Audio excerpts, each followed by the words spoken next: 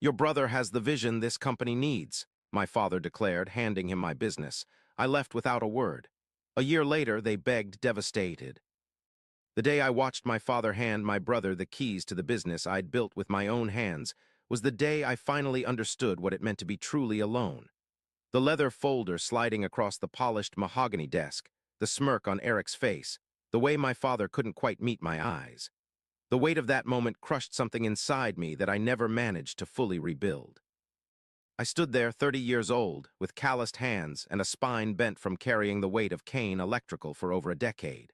14 years of showing up before dawn. 14 years of night classes and certifications.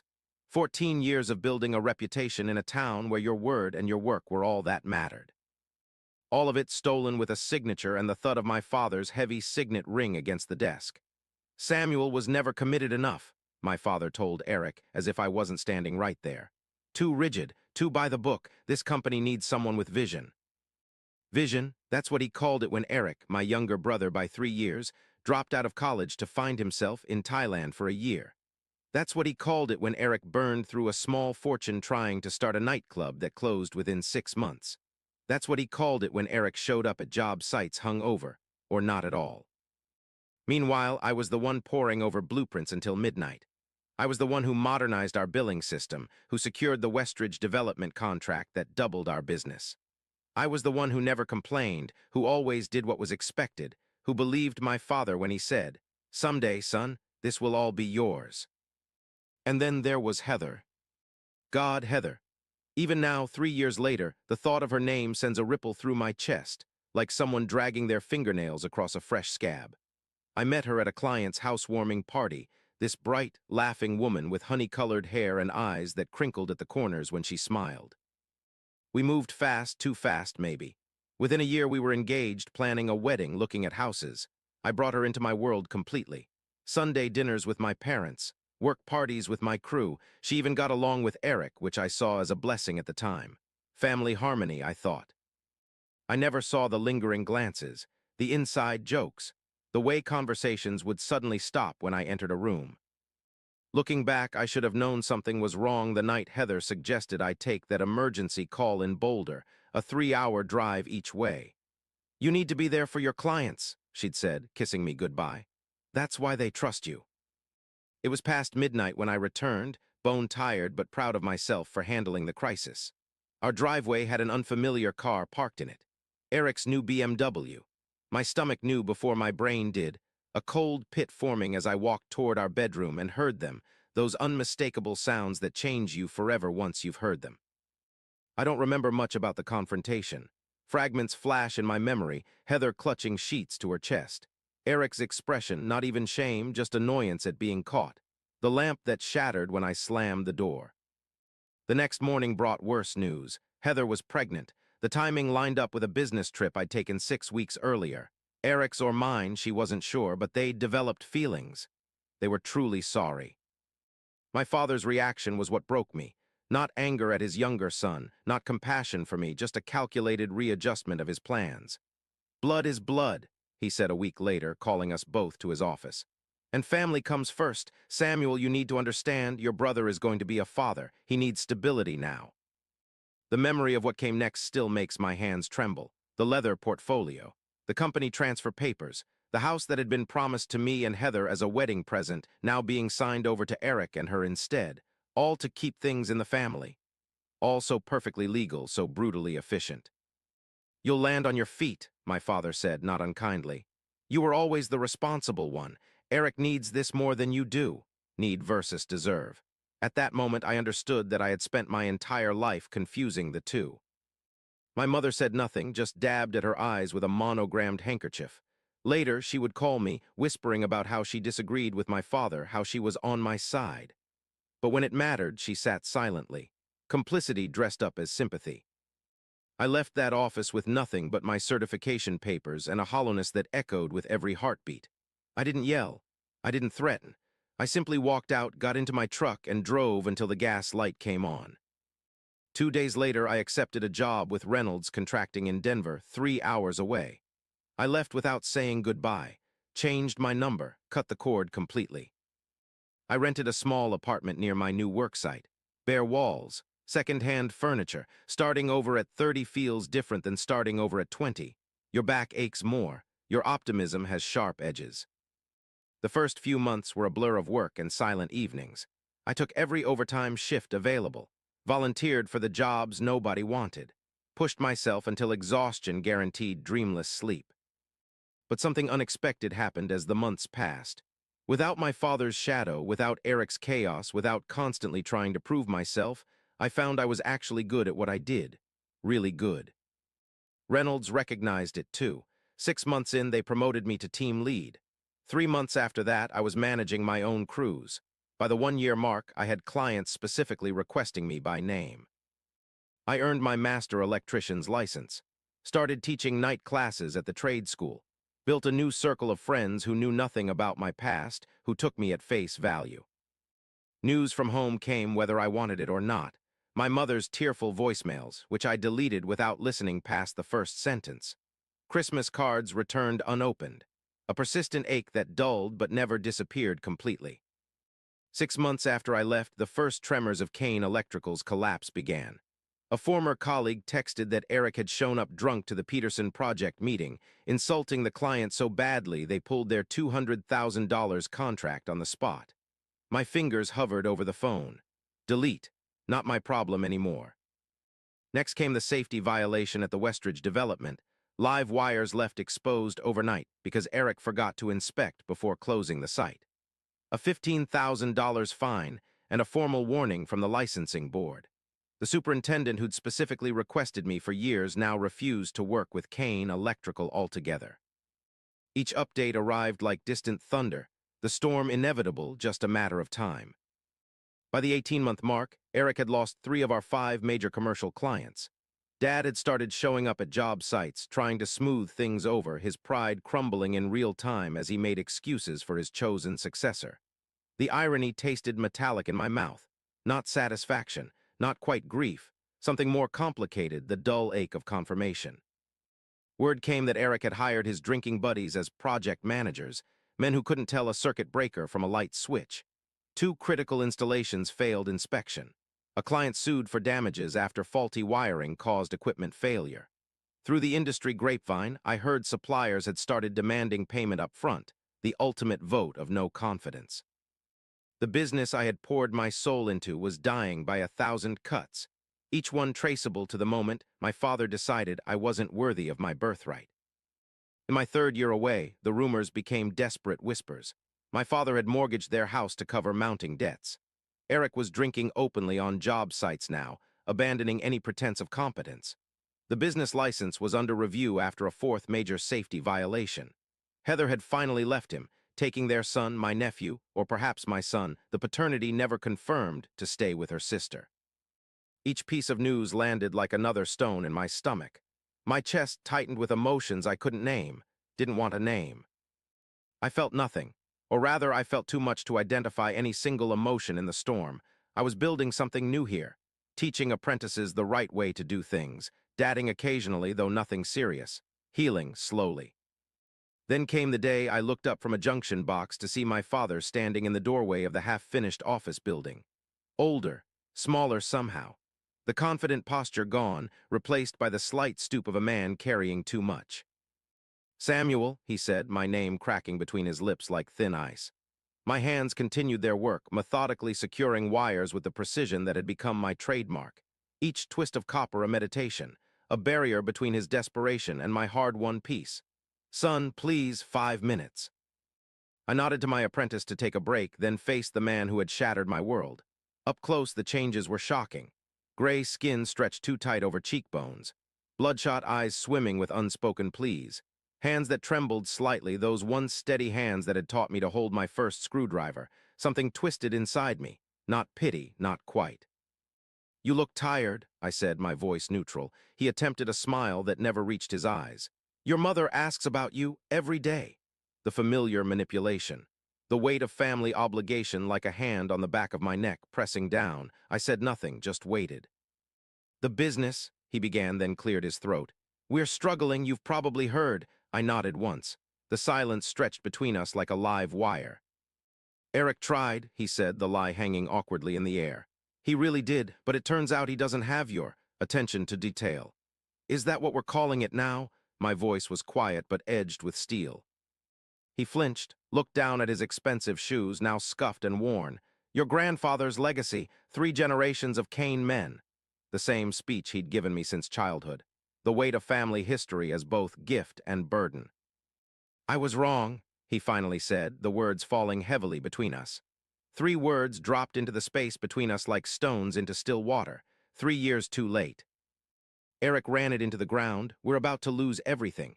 The business, the house, your mother's beside herself. My heart thundered in my chest, betraying me. I thought I'd excised this need. This desire for him to finally see me. Recognize my worth. The approval I'd chased my entire life dangled before me now like bait in a trap. I'll sign it all over to you, he continued, eyes brightening with desperate hope. Full ownership, no strings, come back and save it, son. It's your legacy, too. My laugh surprised even me, hollow and sharp, scraping up from somewhere deep and wounded. My legacy? You gave my legacy to Eric. It stopped being mine the moment you chose him. I made a mistake, he admitted, desperation edging his voice. The biggest mistake of my life.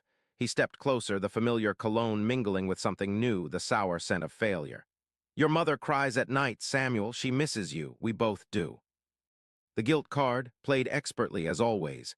My chest constricted, memories flooding back, Sunday dinners, fishing trips, rare moments of his pride when I'd mastered a difficult skill. The father I'd loved despite everything.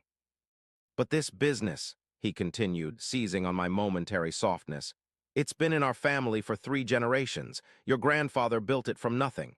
Can you really just let it die? Something shifted in my chest then, not forgiveness, but clarity. The realization that I was no longer the person who had walked out of his office 3 years ago. That person had been defined by his need for this man's approval. I was defined by something else now. It's already dead, I said quietly. You killed it the day you decided I wasn't good enough. He reached for my arm, his fingers trembling. I stepped back, the motion small but definitive, a boundary. Don't you see? His voice cracked. I'm trying to make it right. I need you, son. Need, not love, not respect, just need. You chose Eric over me when it was convenient, I told him, each word deliberate and final. You don't get to choose me now that it's necessary. I watched him leave, shoulders hunched against a weight I refused to carry anymore. That night, I slept better than I had in 3 years. 2 weeks later, the next blow came. A text from an unknown number. We need to talk about your son. Heather, always knowing exactly how to pull me back in. My hands trembled as I stared at the screen, stomach dropping into a bottomless void. Your son. 2 words that cracked my carefully reconstructed world right down the middle. The paternity test was simple enough. A cheek swab at the clinic, 2 weeks of wondering, sleepless nights imagining possibilities. The results came back on a Tuesday morning. 99.8% probability I was the father of Louis Kane, age 2. I met them at a playground near her sister's apartment. The moment I saw him, this small person with my eyes, my serious expression, my habit of studying things before engaging, something ancient and primal shifted in my chest. A tectonic movement of the heart, the certainty that nothing would ever be the same again. Heather was subdued, makeup not quite hiding the shadows under her eyes or the fatting bruise near her temple. Something cold settled in my stomach at the sight. She looked both older and younger somehow, worn down yet vulnerable in a way she'd never allowed herself to be with me. Eric left, she explained, watching Louis on the swings. He's in Arizona with some woman he met online. The divorce was finalized last month. Why tell me now? I asked, the question that had burned in me since her text. Why not when he was born? She looked away, fingers nervously twisting the strap of her purse. I wanted to tell you, she whispered, her voice catching. From the moment I felt him kick, I knew, a mother knows Samuel. I waited, giving her space to continue. When I told Eric I wanted a paternity test, he changed, started drinking more, checking my phone. Her eyes flicked to the fatting bruise, then away. He said if the baby was yours, we'd lose everything, the business, the house, his father's respect. My jaw tightened. So you let me believe. He swore we'd do a test after things settled down, she interrupted, words tumbling out faster now. Said his father would never need to know, that we could figure it out between us. But then the baby came, and Eric started having problems at work and... She wiped at her eyes. He convinced me it was just easier to keep things as they were, that telling you would destroy everyone's lives for nothing. For nothing, I repeated flatly. My son was nothing. I was wrong, she whispered, echoing my father's too-late admission. By the time I realized how completely wrong I was, it felt impossible to fix. How do you tell someone you've kept their child from them for over a year? Her eyes finally met mine, swimming with tears. And then Eric started getting physical. I couldn't. I didn't know how to. Easier, that word again.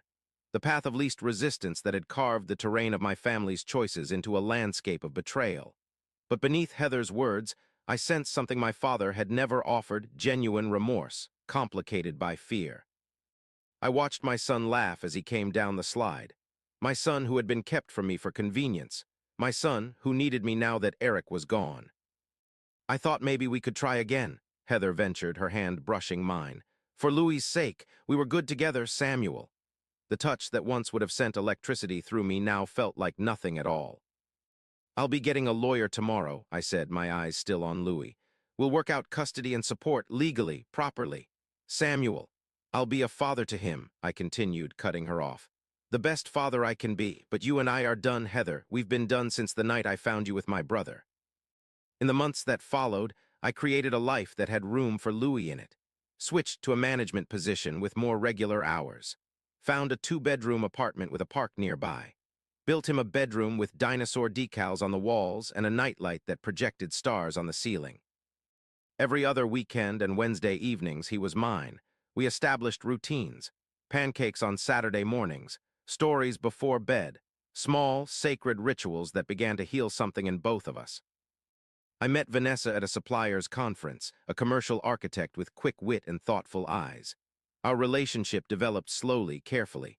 I was different now, warier, yes, but also more honest about what I wanted, what I needed. By the time I introduced her to Louis, I was certain about where we were heading. The final confrontation came a year after my father's visit. Eric showed up at my job site, unannounced and unwelcome. Thinner, wild-eyed, with the desperate energy of a man running out of options. They're foreclosing next month, he blurted. Dad had a mild heart attack. Mom's selling her jewelry to pay medical bills. It's all falling apart and you're just, what, living your life, pretending we don't exist. I continued reviewing blueprints, refusing to be pulled into his chaos. That's exactly what I'm doing. You could help. You could save everything if you wanted to. I looked at my brother, really looked at him, and felt a strange sense of peace. I'm not responsible for fixing what you broke, Eric. Not anymore. It's your family, he shouted, causing heads to turn. No, I said calmly. Louis is my family. Vanessa is becoming my family. The people I've chosen who choose me back every day. They're my family. Eric's face crumpled, the bluster giving way to the fear beneath it. For a moment, I glimpsed the little brother I'd protected from bullies, taught to ride a bike, helped with homework. A flicker of grief passed through me for what might have been. I'm sorry, he whispered. I ruined everything, I know that now. Too little, too late, the refrain of my family's relationship with me. But standing there, I realized something important. I no longer needed their apologies. Their regret was their burden to carry, not mine. Goodbye, Eric, I said, turning back to my work, not cruel, just final. After he left, one of my crew approached cautiously. Everything okay, boss? I looked around at the job site, my team, my work, my life built on my own terms. Yeah, I said, everything's exactly as it should be. 3 months later, I heard through mutual connections that Kane Electrical had closed its doors for good. My parents had sold their house and moved to a retirement community in Arizona. Eric had taken a job as a sales rep for an electrical supply company in Nevada. The news settled over me like a light snow, covering the landscape but not changing its essential shape. I felt no triumph, no satisfaction. Just quiet acknowledgement that some chapters end without resolution, some wounds heal but leave scars. Last week I received a small package in the mail. Inside was my grandfather's old multimeter, the one he'd used to teach me about circuits when I was 8. No note, just the battered tool that had sparked my love for this trade. My mother's doing, I suspected, her version of an olive branch. I placed it on the shelf in my home office, next to the framed photo of Louis and me at the zoo and the blueprint of the first building Vanessa and I had collaborated on. Past, present, and future aligned at last. They say the best revenge is living well. I don't know about that. What I do know is that sometimes the thing you thought you wanted most, your father's approval, your family's legacy, the business you helped build, turns out to be just a shadow of what you really need. What I needed was to be valued, to be chosen, to build something authentic, something that couldn't be taken away with a signature. I'm building that now, one day at a time. And unlike the business my grandfather started, this legacy can't be handed over in a leather portfolio or stolen with a betrayal. This legacy lives in the lessons I teach my son, in the love I share with Vanessa, in the homes I help wire and the apprentices I train. Some days I still wake up with the phantom weight of shouldering my family's expectations, but it grows lighter with each passing month, replaced by the solid, real weight of Louis sleeping against my chest or Vanessa's head on my shoulder. That weight I'll carry gladly. That weight feels like freedom.